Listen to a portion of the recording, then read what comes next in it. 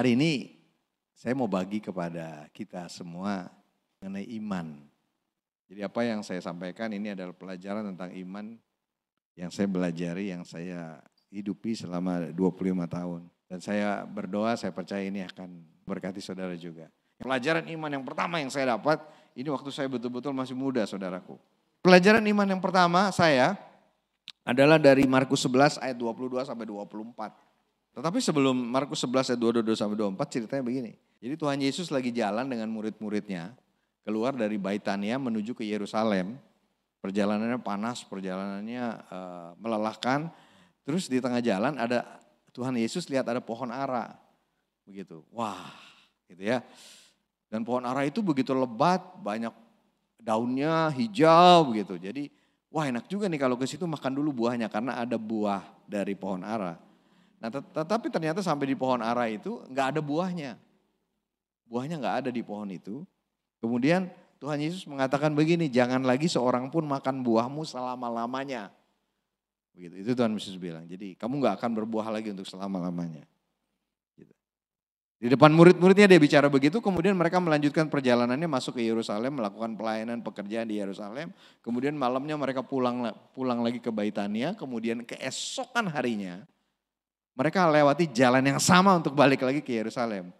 Begitu. Nah besoknya waktu berjalan lagi jadi lewat pohon itu lagi. Dan kemudian pada waktu melewati pohon itu murid-muridnya lihat pohonnya udah mati. Begitu ceritanya. Pohonnya udah mati ternyata. Dan murid-muridnya ingat. Ingat apa yang Tuhan katakan mengenai pohon ini. Jadi Petrus, mewakili murid-muridnya, Petrus mengatakan kepada Tuhan Yesus, wah Tuhan, persis seperti apa yang kamu katakan kemarin terjadi tuh hari ini terhadap pohon itu. Begitu, latar belakangnya begitu. Nah kemudian ayat 22 dari Markus 11, Yesus menjawab mereka, ya menjawab apa yang dikatakan oleh Petrus itu. Bahwa ternyata apa yang kamu katakan kemarin itu terjadi loh terhadap pohon ini di hari ini. Yesus menjawab mereka, percayalah kepada Allah. Aku berkata kepadamu, sesungguhnya barang siapa berkata kepada gunung ini beranjaklah dan tercampaklah ke dalam laut asal tidak bimbang hatinya. Tetapi percaya bahwa apa yang dikatakannya itu akan terjadi, maka hal itu akan terjadi baginya. Karena itu aku berkata kepadamu ayat 24, apa saja yang kamu minta dan doakan percayalah bahwa kamu telah menerimanya maka hal itu akan diberikan kepadamu. Ini pelajaran iman pertama yang saya belajar bahwa iman adalah percaya kepada Allah sedemikian sehingga kita mengatakan apa yang kita percaya tersebut. Sekali lagi ya, iman adalah percaya kepada Allah sedemikian sampai saya katakan apa yang saya percaya tersebut.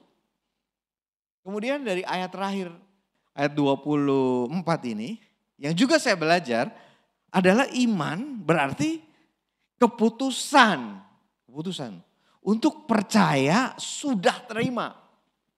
Jadi percaya, yang pertama percaya kepada Allah, tapi kemudian yang kedua iman adalah keputusan untuk percaya sudah terima. Kemudian terus percaya sudah terima. Sampai akhirnya kita menerima apa yang kita putuskan untuk percaya dan apa yang kita terus percaya tersebut. Jadi ada 3 tuh iman ya. Keputusan untuk percaya, kemudian di sini kita terima apa yang kita putuskan untuk percaya. Tetapi dari sini enggak langsung ke sini. Dari sini ini keputusannya, kemudian terus percaya sampai kita terima apa yang kita percaya tersebut. Begitu ya. Dan apa yang kita lakukan dalam prosesnya ini, terus percayanya itu apa? Kita terus memperkatakan apa yang kita percaya. Itu yang saya pelajari. Dan iman seperti ini membuat saya pada waktu mendapatkan banyak hal dari Tuhan. Banyak yang saya dapat dari Tuhan. Ya, saya tidak bicara mengenai Injil kemakmuran, bukan. Saya nggak bicara mengenai itu, tapi saya betul-betul bicara mengenai iman. Dan dari apa yang saya lakukan itu saya putuskan untuk saya betul-betul percaya kepada pemeliharaan Tuhan atas hidup saya. Sedemikian sehingga saya katakan, saya tahu saya dipelihara oleh Tuhan. Saya tahu bahwa keluarga saya dipelihara oleh Tuhan. Gitu ya. Kemudian saya putuskan betul-betul saya percaya untuk kebutuhan saya pada waktu itu. Ya, kebetulan pada waktu itu kebutuhan saya mobil, saya percaya kebutuhan saya akan mobil, saya minta, saya putuskan, saya percaya, saya terima mobil dari Tuhan. Kemudian saya terus percaya, sampai kemudian akhirnya betul-betul saya dapat mobil itu dari Tuhan. Itu kira-kira pengalaman pertama ini tahun 2005, tahun 2006. Kemudian yang kedua, makanya kaya sekali iman. Iman bukan cuma itu ternyata. Kemudian saya belajar dari Ibrani 11 ayat 5 sampai 6. Karena iman, Henoh terangkat. Henoh ini orang yang nggak mati ya, terangkat ke surga kan, betul nggak? Betul, ada nggak di sini yang namanya Henoh? Henoh, karena iman, Henoh terangkat supaya ia tidak mengalami kematian dan ia tidak ditemukan karena Allah telah mengangkatnya. Sebab sebelum ia terangkat, ia memperoleh kesaksian bahwa ia berkenan kepada Allah. Tetapi tanpa iman tidak mungkin orang berkenan kepada Allah. Sebab barang siapa berpaling kepada Allah, ia harus percaya bahwa Allah ada dan bahwa Allah memberi upah kepada orang yang sungguh-sungguh mencari Dia. Jadi ayat ini mengatakan Henoh berkenan kepada Allah bukan karena perbuatan baiknya dia. Bukan karena kehebatannya dia, bukan karena jasanya dia. Tetapi ayat ini mengatakan Henoh berkenan kepada Allah karena imannya kepada Allahnya yang tidak kelihatan. Sehingga dari ayat-ayat ini saya belajar lagi mengenai iman adalah iman itu ternyata menyenangkan Allah. Ternyata iman kita kepada Tuhan membuat kita berkenan kepada Tuhan. Ternyata memperlihatkan iman kita atau menyatakan iman kita kepada Tuhan di setiap situasi hidup kita, itu menyenangkan Tuhan. Jadi ternyata pada waktu saya berhasil, saya tunjukkan iman saya kepada Tuhan, itu menyenangkan Tuhan. Tapi juga ternyata berarti waktu saya gagal, tapi saya terus di dalam kegagalan saya tetap menyatakan iman saya kepada Tuhan, itu rupanya menyenangkan Tuhan. Begitu juga waktu saya sehat, saya menyatakan iman saya kepada Tuhan waktu saya sehat dengan kesehatan saya, itu menyenangkan Tuhan. Tetapi juga ternyata waktu saya sakit, walaupun saya sakit dan saya tetap menyatakan iman saya kepada Tuhan, itu menyenangkan Tuhan. Jadi ternyata saya bisa memakai kegagalan saya, sakit saya, kesusahan saya, penderitaan saya, kekurangan saya, kemiskinan saya, karena mungkin kita mengalami itu hidup, betul enggak? Apa ada di kita yang tidak pernah mengalami kekurangan? Saya rasa tidak ada. Apa dari kita ada yang tidak pernah mengalami masalah? Kayaknya enggak ada, ya semua pernah mengalami masalah. Tetapi rupanya saya bisa pakai kegagalan saya, kesusahan saya, penderitaan saya, kekurangan saya. Justru di saat itu waktu saya terus beriman, saya terus mempercayai Tuhan. Saya terus percaya kepada pemeliharaan Tuhan. Rupanya itu terlepas nih dari kita jadi bebas atau enggak dari penderitaan. Kita jadi berhasil atau enggak. Kita jadi keluar dari masalah itu atau enggak. Terlepas dari itu yang paling penting adalah ternyata waktu saya menyatakan iman saya kepada Tuhan. Di setiap situasi, di situasi apapun juga. Itu menyenangkan Tuhan. Wow. Itu menyenangkan Tuhan. Itu yang saya belajar. Kemudian di dalam Ibrani 11 ini. Saya belajar juga bahwa iman ternyata bukan cuma menyenangkan Allah. Tetapi iman itu artinya percaya bahwa Allah ada. Kan tadi ayatnya bilang begitu. Nah, saudara bingung nih, kok percaya bahwa Allah ada? Maksud saya begini, maksud dari percaya bahwa Allah ada.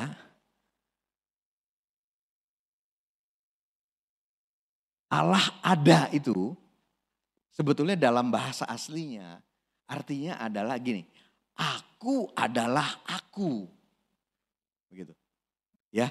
Jadi pernyataan Allah ada, God exists itu sebetulnya artinya adalah Tuhan menyatakan I am who I am. Aku adalah aku. Yang bisa diartikan Allah adalah sebagaimana apa yang dia katakan mengenai dirinya. Itulah dia. Jadi iman adalah percaya bahwa Allah itu adalah sebagaimana apa yang dia katakan mengenai dirinya. Jadi kalau dia bilang dia setia, iman artinya kita percaya dia setia karena dia bilang dia setia. Jadi artinya kalau dia bilang dia baik, betul tidak? Allah baik, amin. Tuhan itu baik, God is good, Allah baik. Iman itu artinya percaya bahwa dia itu baik karena dia katakan dia baik. Percaya bahwa Allah, karena dia bilang dia sama, dia gak pernah berubah. Dulu, sekarang, sampai selama-lamanya. Jadi iman adalah percaya bahwa Allah yang sama, Allah itu sama. Kemarin, hari ini, besok. Bahwa karena dia bilang dia baik, berarti iman adalah percaya bahwa dia baik. Karena Allah itu mengampuni, jadi kita percaya bahwa kita diampuni. Karena Allah itu menyelamatkan, kita percaya bahwa Allah itu menyelamatkan kita. Kita percaya bahwa Allah menyediakan kita. Kita percaya bahwa Allah melindungi kita. Kita percaya Allah menyediakan kita bukan karena kita udah terima dari Tuhan. Tetapi karena dia bilang dia penyedia buat kita dan kita percaya itu. Itulah arti dari buat saya. Iman adalah percaya bahwa Allah ada.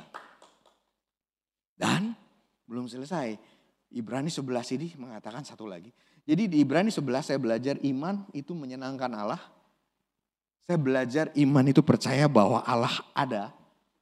Dan yang ketiga saya percaya iman adalah percaya bahwa Allah memberi upah kepada orang yang sungguh-sungguh mencari dia. Artinya, saudara tahu artinya? Allah selalu meresponi kita. Allah selalu menjawab kita. Allah selalu datang secara pribadi kepada kita yang mencari, yang bertanya, yang minta kepadanya. Iman artinya percaya bahwa Allah selalu bukan cuma dengar tetapi menjawab doa kita. Termasuk kalau saudara rasa jawabannya belum datang, bukan Tuhan tidak jawab. Tetapi berarti jawaban Tuhan entah itu tunggu atau Tuhan punya yang lebih baik buat kita. Waktu saya berdoa untuk anak pertama saya. Kami menikah tahun 91, terus kami ke Timor Leste kami pindah ke Dili bulan Mei, kira-kira bulan Juni saya mulai tinggal di Vemase.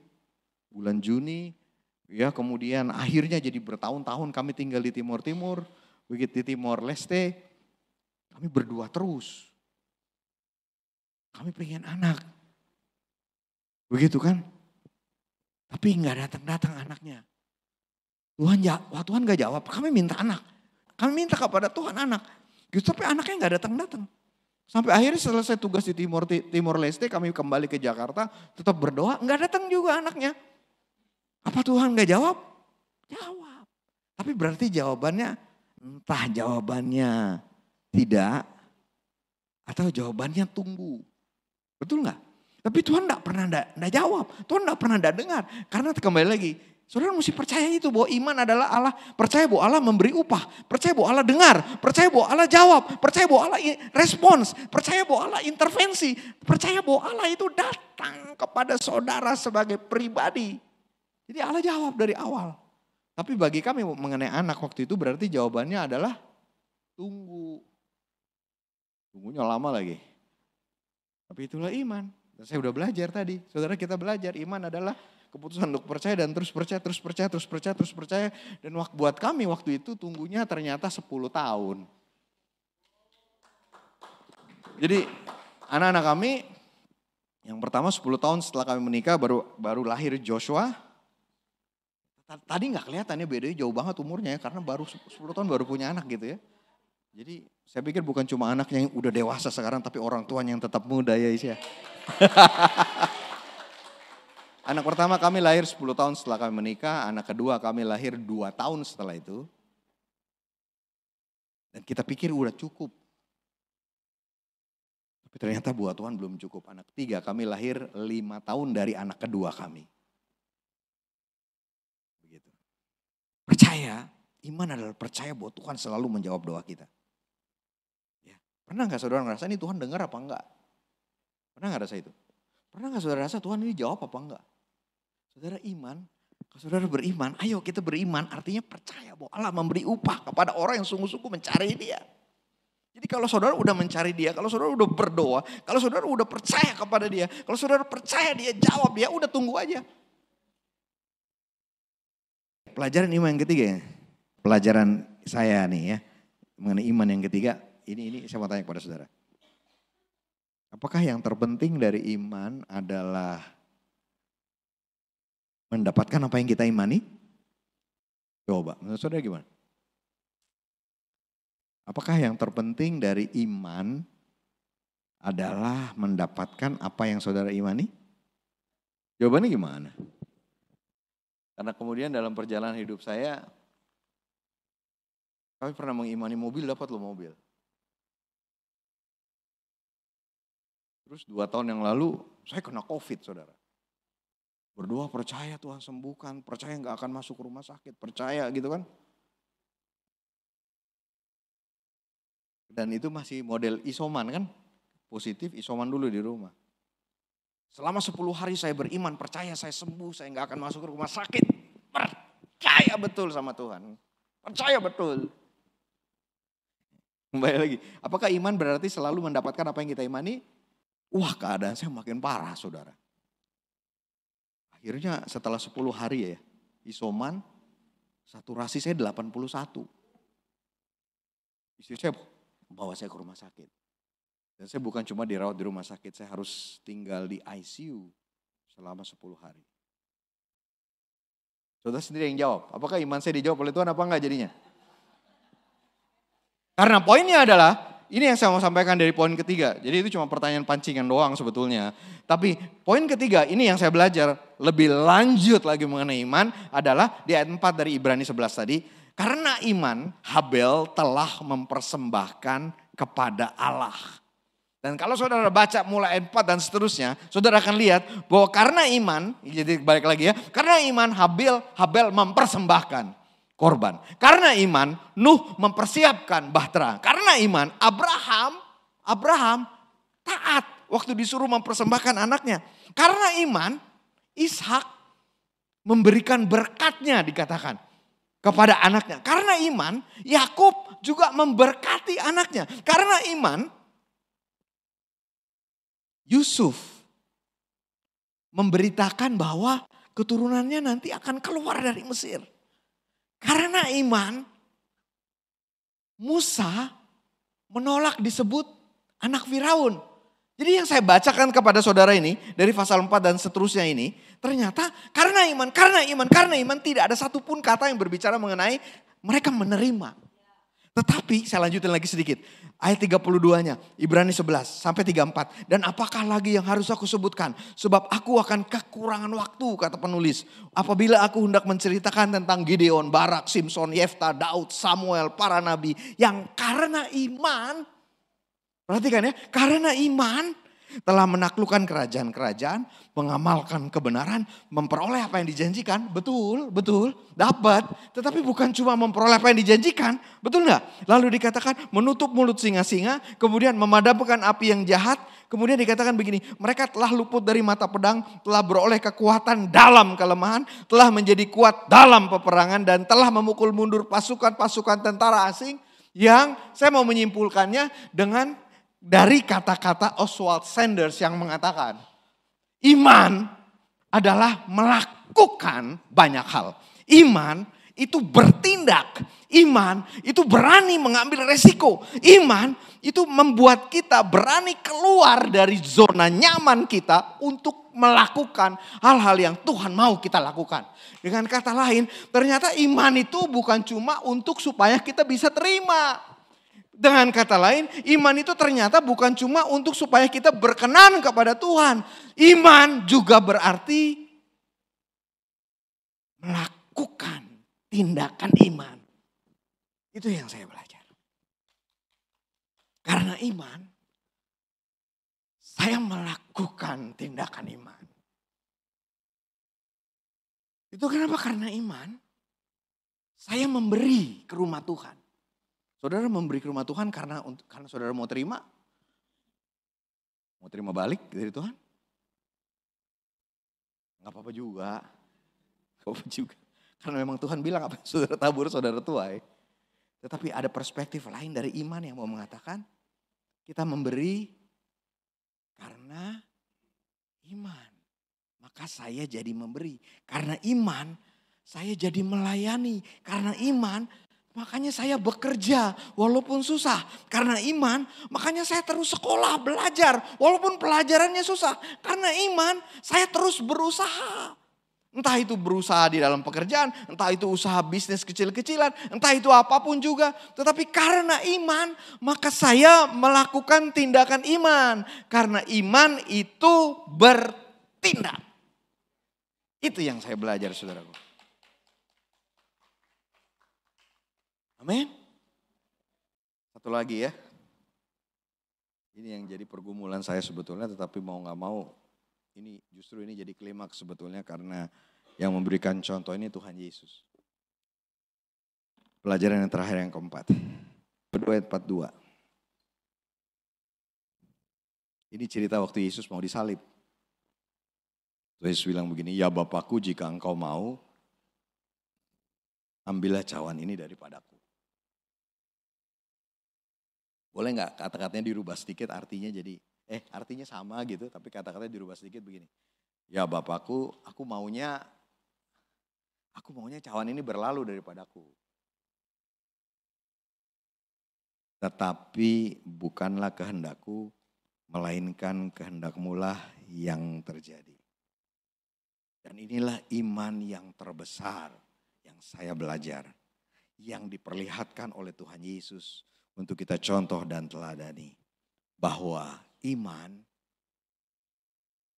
bukan untuk mendapatkan keinginan saya.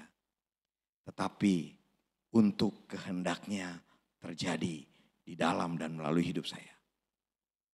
Bahwa iman artinya percaya sedemikian. Percaya sungguh-sungguh. Percaya dengan yakin. Betul-betul percaya kepada kehendaknya. Meskipun gak sesuai dengan keinginan kita.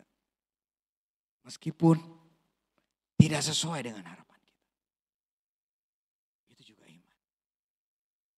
Mempercayai Tuhan, mempercayai bahwa kehendaknya. Itulah kehendak yang terbaik. Itulah yang kita percayai sungguh-sungguh. Dan itu saudara bukti dari iman kita yang sesungguhnya kepada Tuhan. Waktu kita mempercayai Tuhan. Bahwa apapun yang terjadi pokoknya saya punya keinginan ini Tuhan. Saya punya kemauan ini. Saya punya hati seperti ini. Tapi pokoknya saya tahu, saya percaya yang paling baik, yang paling hebat adalah kehendakmu. Itu yang terjadi bukan kehendak saya. 2 tahun yang lalu saya mengalami peristiwa yang tidak enak buat saya. Saya cerita sedikit tapi bukan ini sebenarnya inti saya. Tapi 2 tahun yang lalu Tuhan izinkan saya masuk penjara. Sesuatu yang sebetulnya sebelumnya saya imani saya gak akan mungkin masuk penjara. Wong saya gak salah dan saya anak Tuhan. Tapi somehow Tuhan izinkan saya masuk penjara 2 tahun yang lalu. Tapi saya belajar bahwa iman bukan cuma mendapatkan atau menerima apa yang kita imani. Kalau iman saya cuma, saya percaya Tuhan gak masukin saya ke penjara. Waktu saya masuk ke penjara kolaps gak saya? Tetapi saya juga percaya kepada kedaulatan dan kehendak Tuhan. Saya percaya bahwa iman adalah melakukan tindakan iman. Betul gak? Jadi Tuhan izinkan saya masuk ke dalam penjara dan di dalam penjara saya ketemu dengan banyak orang. Dan saya wantuan orang di dalam penjara dengan wantuan yang saudara pakai. Ini kan wantuan yang saudara pakai. Di sini pakai wantuan, masih banyak saudara terus pakai wantuan kan? Saya pakai wantuan itu. Lebih dari 7 orang menerima Yesus, lebih dari 3 orang terima baptisan Roh Kudus. Poin saya adalah, bukan itu, ini yang saya mau kasih lihat. Buah pertama saya, waktu Tuhan izinkan saya masuk ke dalam penjara, adalah foto ini. Ini orang namanya Budi. Saya ketemu dia di penjara, saudara. Ya.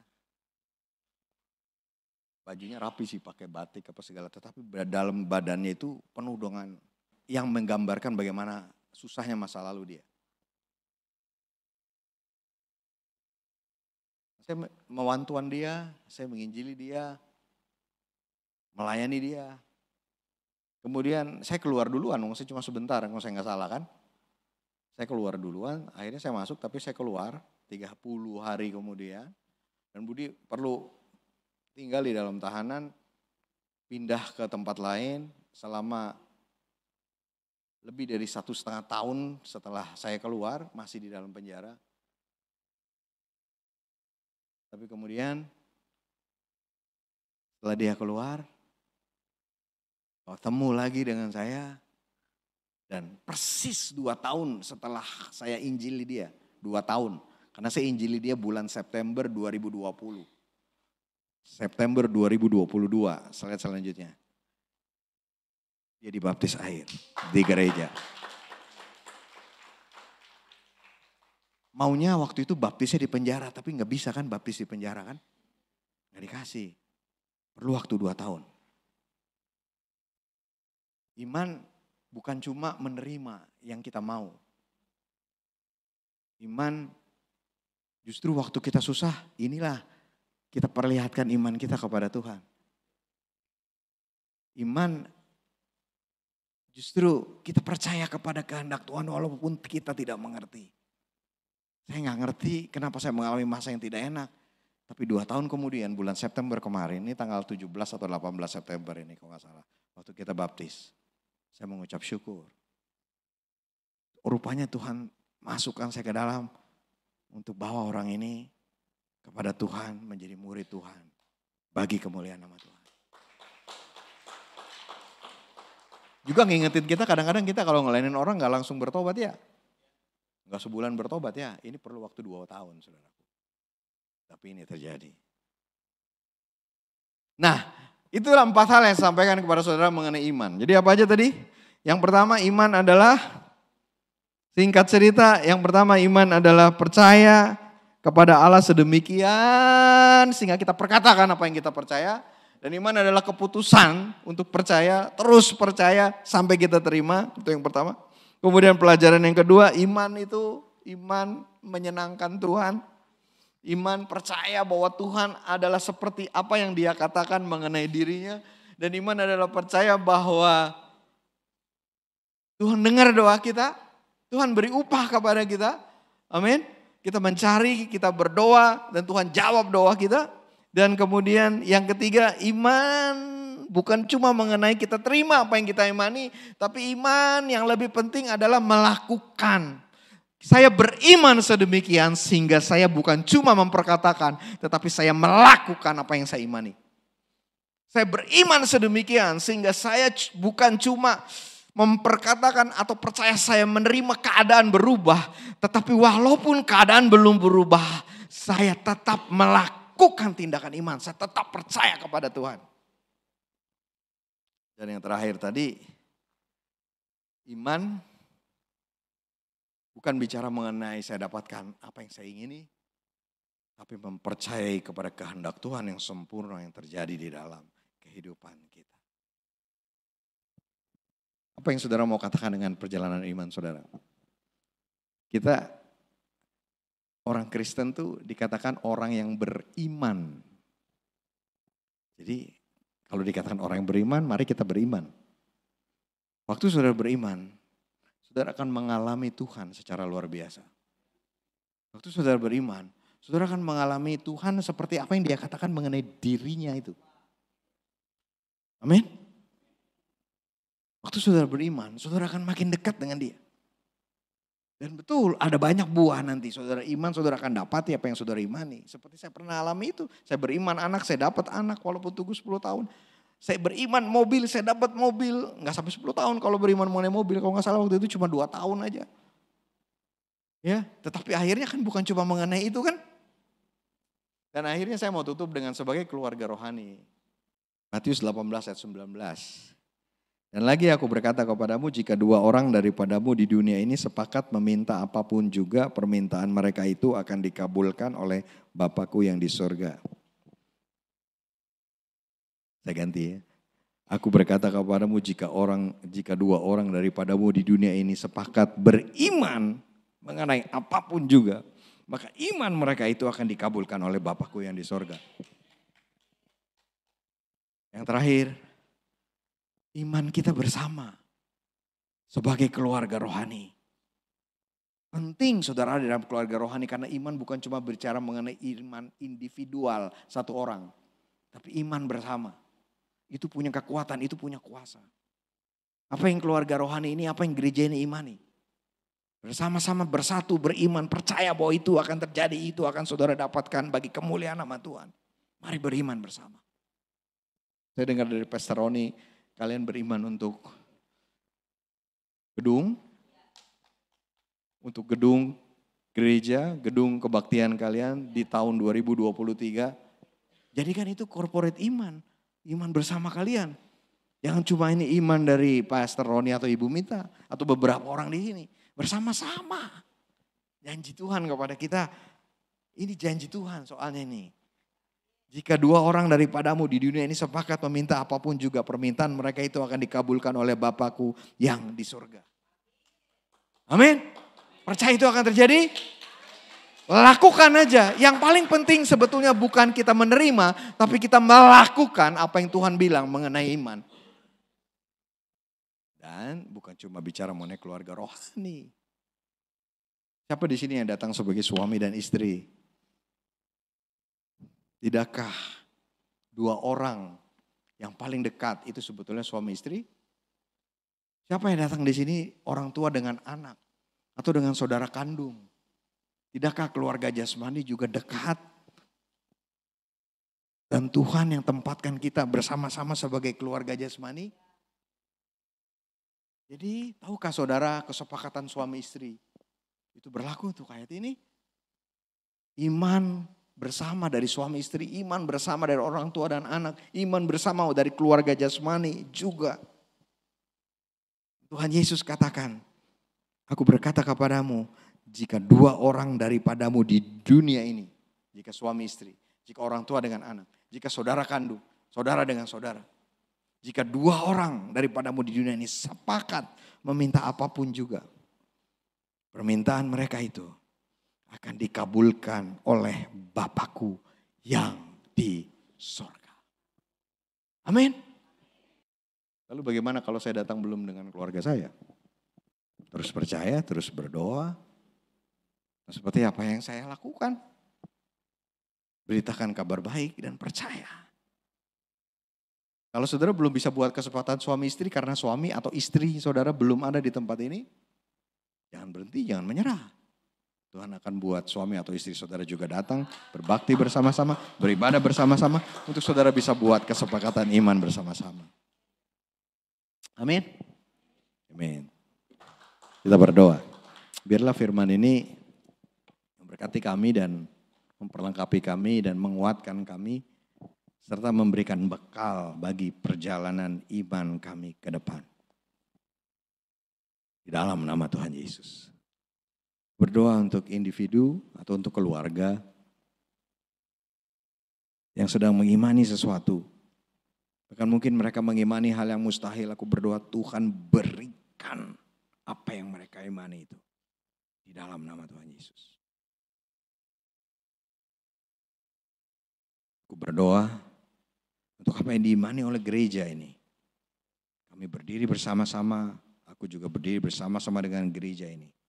Berdiri, beriman, percaya, meminta untuk gedung yang Tuhan berikan bagi gereja ini.